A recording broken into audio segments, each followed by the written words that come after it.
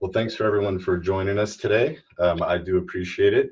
We are Eco El Paso, and we are joining you this week as a part of a speaker series for National Drive Electric Week 2020. So, National Drive Electric Week is a national nonprofit that works with other local nonprofits across the country. And essentially, the idea is to promote and celebrate and educate on electric vehicles, on the ease of purchase, their affordability, what it's like to drive them, own them, use them day to day, the costs, which of course everyone asks about the price. And so, really, as part of Eco El Paso, we are promoting sustainability, right? So we're in the desert, the hot, arid climate. It can be very hot. It could also get very cold and snow. And so we really just wanted to promote, local users that have purchased EVs that know really the day to day and all the ins and outs of them. So what I've done is I've asked a friend today, Nick Vaughn, to join us. So thank you, Nick. I'll let you do an intro and sort of take it away and tell us a little bit more about, your experience with electric vehicles. Yeah, so my name is Nick Vaughn. I'm from El Paso originally. Probably like a lot of people that got interested into electric vehicles, they probably started back at the beginning of the decade when Tesla was first starting to kind of hype up mass production EVs with the Model S, and they had the Roadster before that, but it was kind of a niche like sports car.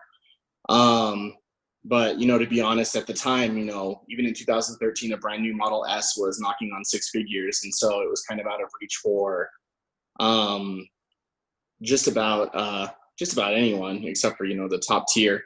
But as time has gone on, obviously, there's a pretty fleshed out used market for electric vehicles now.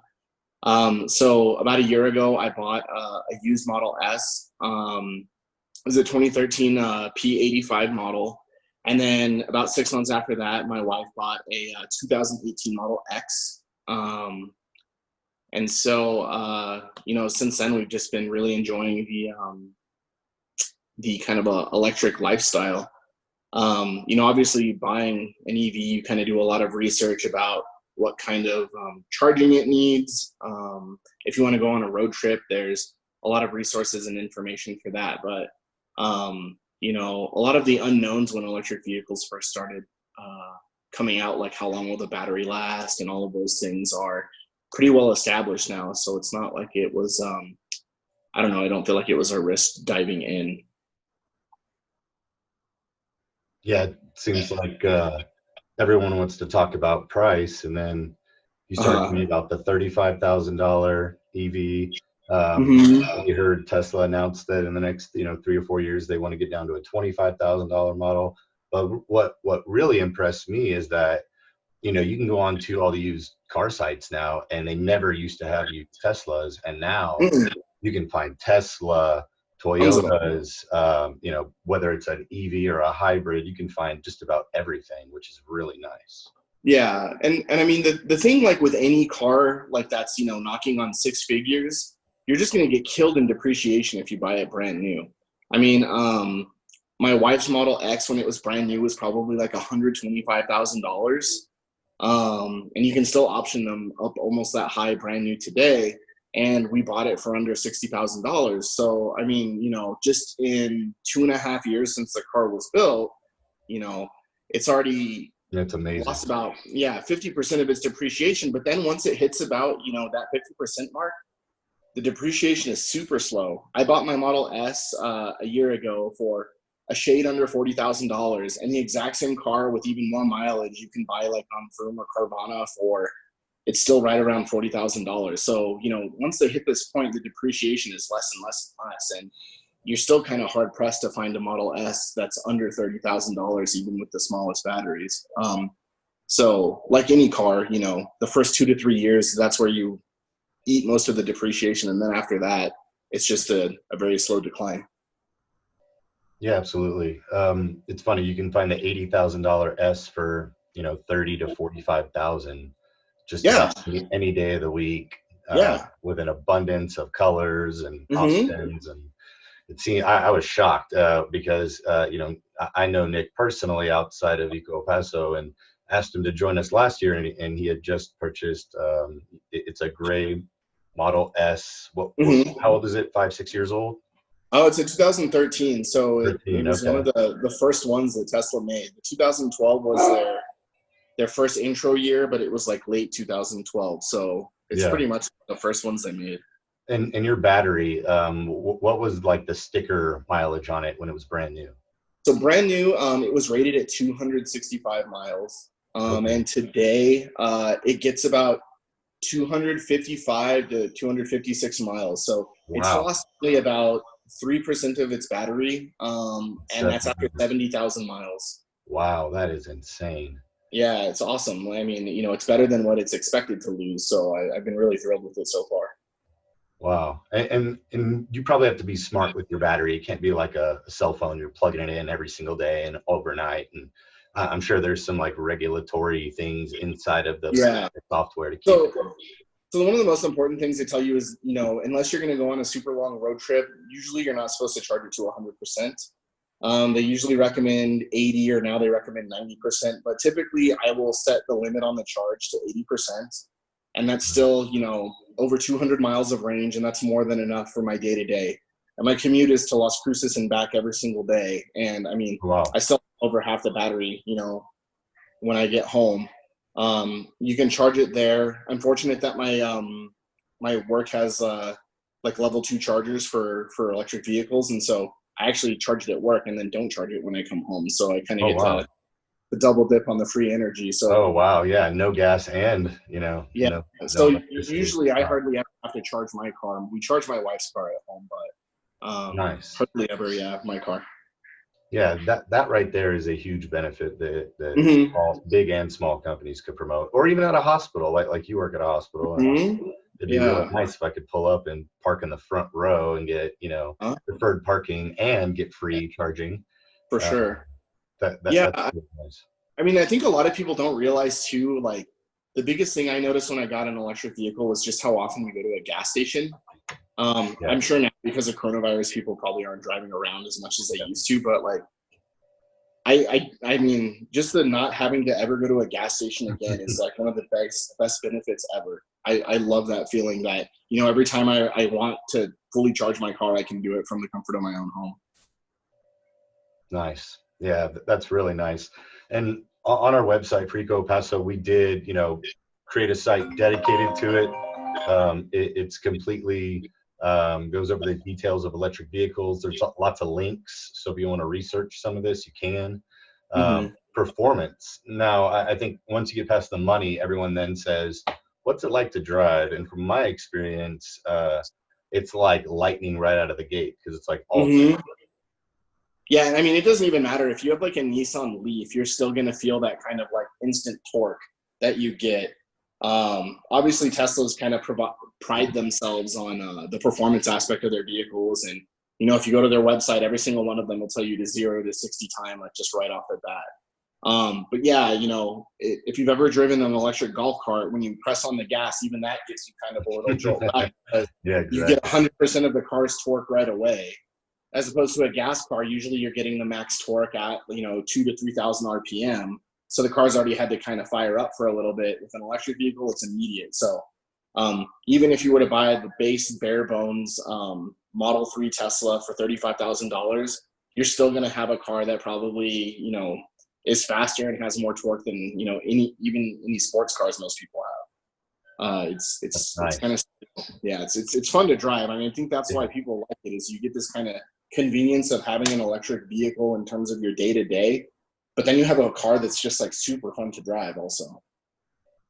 Yeah, and what's it like when it comes to the noise level when you're driving, especially if you're going to Las Cruces every day, you're on 10 and you're driving next to semis and big electric vehicle, or giant SUVs and Suburbans and trucks. It's not super bad just because the Model S is kind of a higher end car. They do a pretty good job of noise reduction. And I think it probably just gets better as the technology advances, just because you got to remember there's not even a gas motor running. That is like a huge chunk of noise for most cars. In this case, you have maybe the whine of a little motor, that's the electric motor, but you can hardly hear that. And so Nice. once you're hitting like 80 miles an hour or so, you can kind of get a little bit more wind noise, but it's not actually that much different from any other car you would drive. Nice. I think the first car to like really make an effort into like wind reduction and noise is the Porsche Taycan. That's like their new electric vehicle, and the reviews for that are like even going 140 miles an hour. You have no idea that you're going that fast or what the noise is like. So, Yeah. but it's not. So if you want to spend 150 grand, you can. Exactly. Yeah, you can buy a supercar EV, and that will reduce your wind noise. But for 98% of most of us who can't afford that, it sounds like, gosh, you'll even start to see the Model 3s even start to be used on the market in large Yeah, numbers. no, I'm and I mean, starting to see it, but it's only going to. And even the used Model 3s are almost like exactly what they retail for. It's kind of crazy. Like the Model 3 market to me is nuts because you could usually spend a couple $1,000s more and buy one brand new. Yeah. They might not have the full self-driving, so you might save money on that, but a lot of times they don't tell you what the car comes equipped with. But like just bang for your buck electric vehicle, there's like nothing that beats a Model 3. And when I bought my car, that was kind of the debate. Do I want the Model 3 or do I want the S? And for me, it was like purely an aesthetic choice. I just think the Model S is like actually a beautiful car. Not to anything negative about the Model 3. It's just, I like the style of the S a little bit more. Yeah, the lines on it are a lot nicer. Definitely. I think you don't realize it. You like the 3, and then an S pulls up, and you're like, ooh.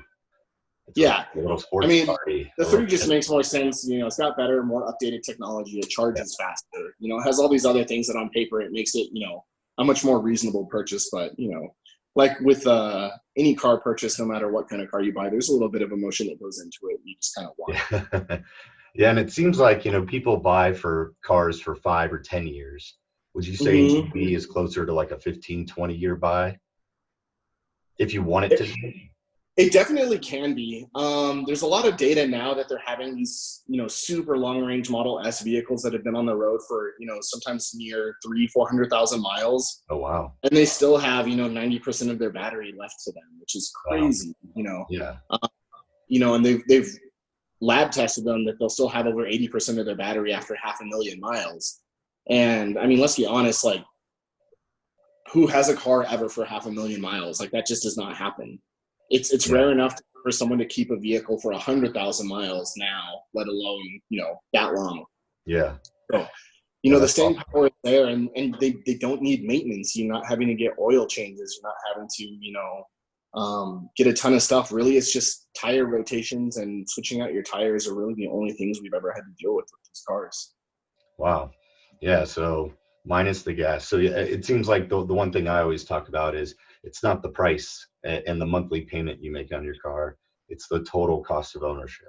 It's like a house, right? You don't want to buy an inefficient house where you have huge electric bills, right? Maybe you spend a little more on a house that doesn't have the higher bills and it offsets it. I think it's kind of the same mentality, right? Sure. Yeah, there's tons of comparisons now between like the Model 3 and a Toyota Camry. And the Camry might be a few $1,000s less, on the sticker price, but after the 5-year total cost of ownership, the Model 3 just blows it away because they just don't need that much work done. And then, if something does break, locally Tesla has a mobile repair service where you can just go onto your app on your phone. Oh, and wow. they'll show up at your house and fix it for you. You're not having to spend your day going to some mechanic down the road that's going to, Mickey Mouse you on all this stuff that you need fixed. It's just like look at it and fix it. It's super awesome. But I mean, just EVs in general, whether it's like a Leaf or the Porsche or Audi now makes an SUV and VW's making one. They just don't need that much maintenance done to them. There's not as many moving parts. It's not like an engine with 500 separate pieces in there that a lot can go wrong. Yeah, and it seems like everyone who gets a car that's not upgraded always starts upgrading everything. Would you say you have less of an itch to, customize? I know you can always customize a Tesla, but would you say more of that customization is built into the baseline models that you're buying? Yeah. I mean, and really the only thing you can customize in these is probably just like the body stuff. You can change the tires, wheels, stuff like that. Yeah. You can kind of tune the suspension a little bit if you really wanted to, but there's not a whole lot of that like in the aftermarket. Most of the times you see people customize their cars, they either put a wrap on it or they take the chrome out. It's called a chrome delete. Yeah. That's the most common thing you see, at least for like the Tesla market. Yeah. But they're already there. And then you get over the air updates all the time. So, I mean, just this week they announced that because it's getting colder, Tesla's sending an update to all Model 3 and Model Ys that will automatically heat your charging port for you in case it gets frozen. Oh, wow. I mean, and that's after you bought the nice. car. Like if you've had the car for 3 years, they're going to give you that as an upgrade to your car that it did not have the day you walked out of the dealership or you bought the car. So even though your car is old, my 2013 Model S is still getting over-the-air updates, to its software. I get convenience features added to my car all the time, and Wow. no other car does that. There's no other company that just pushes over-the-air software updates that improves your experience as a driver. It's kind of amazing. Yeah, I think you nailed it on the head. Experience, it goes from something you just drive to work and back or run errands in to, an experiential item, right, that you get to go play with every day. Sure. And I mean, and it's still that. I mean, and these cars have lots of space in them, and it's still like, your daily commuter. It does everything you want. But, Tesla's very responsive. If there's like an issue, they address it right away. It's been a great ownership experience. I actually still have a gas vehicle. It's like a little Fiat Roadster. Oh, it nice. has 8,000 miles on it, and it's spent the last 3 months in the shop. Just because it's just always something wrong with it. And, same thing, I drive it to and from cruises, mostly freeway driving, and I had to replace the clutch at 6,000 miles just of light freeway driving. Whereas, my Tesla with 70,000 miles on it has literally just needed a fresh change of tires. That is the only thing that's had to happen to it, Wow. And ownership. And that was my choice. I didn't really even need to upgrade the tires quite yet. I just wanted to. Yeah. Wow. That's nice. Yeah. I've been researching them, and ever since you came to our show last year, and sure. I didn't think we had one of the Audi SUVs come towards the end of the. We did, yeah. One of the guys brought one, and it's a beautiful car too. I mean, I think there's a lot of this like, oh, well, Tesla has all this and this, and I mean, to a certain extent, it makes sense that a car company that his only job is to make electric vehicles is going to have a better focus and better customer experience for it. But the Audi e-tron is a great car. Obviously, if you can afford the Porsche, it's one of the best reviewed cars on the road right now. It's just just to get a butt naked model is going to cost you $105,000. So that's never for me. Yeah, it's just not practical. But I mean, I don't think anyone that ever bought a Porsche thought they were being practical about it. Yeah, and I've even seen used Chevy Volts down for as low as like 10, 15 grand. So yeah, I mean, you can cover the whole gamut of very low price point to very high end. And that's a great car now too, because if you can get one that's lightly used, it'll still have over a 200-mile range. And again, more than anyone needs for their day to day. And I think the big thing most people are asking about now is, what's the range like when you're traveling out of town? I recently just took a trip to Phoenix this past weekend. Most of the charging stations are in public areas where, it's near a restaurant or something. People come up all the time and ask questions about like, oh, how long does it take you to charge? How long, how much range do you have to get here and there? And even if you don't own a Tesla, there's a company called Electrify America that is like a subsidiary of VW, and they have charging stations all over the country now too. So you can pretty much go wherever you want in an electric car, no matter what brand you buy, whether it's a Tesla or, a little VW or the Volt or whatever. Yeah. It's easy. That's nice. Yeah, I think that's what everyone was waiting for is, price, mileage, performance, which it seems like. And I mean, the charging only gets faster. My old Model S doesn't charge as fast as my wife's Model X does. And then if you have a Model 3 or a Model Y, the charging time is even like half of that. And so it just gets faster. And then if you have a newer car on the Electrify America network, you can get a full charge in 15 minutes basically, and you're ready to go hit the next stop. It's super fast. It's just like stopping and getting some gas at this point now. Well, cool. Well, Eco El Paso, we did create the Rio Grande Electric Auto Association as a part of the as a part of our nonprofit, and we're underneath the umbrella, underneath the National, Electric Auto Association. So we're really here just to educate, have get-togethers, have, monthly meetups where all the cars can get together, and anyone who wants to learn from local owners. I think it's really nice to hear from a local versus going to a possible car dealer where all they want to do is sell you.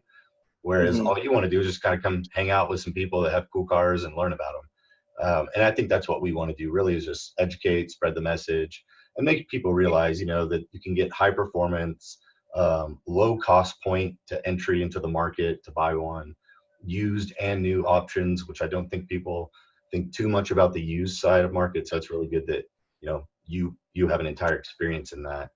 Yeah. And then, we are a local nonprofit. We're an all volunteer association. We have a membership program that you can join. We do work with the National Association for National Drive Electric Week. So we're going to have back to our regular, on-site festival next year, and we'll have a stage and music and vendors, and hopefully, 50 to 100, electric vehicles will show up. But I just wanted to say thank you to Nick. Appreciate your time. I know you're busy. And just wanted to thank you all for joining us. We will post this on our website. Eco El Paso will continue to share this type of educational materials. And if you have questions, email us, Facebook us, and we'll stay in touch. Awesome. Cool. Thanks, everybody. Have a great week. Thank you.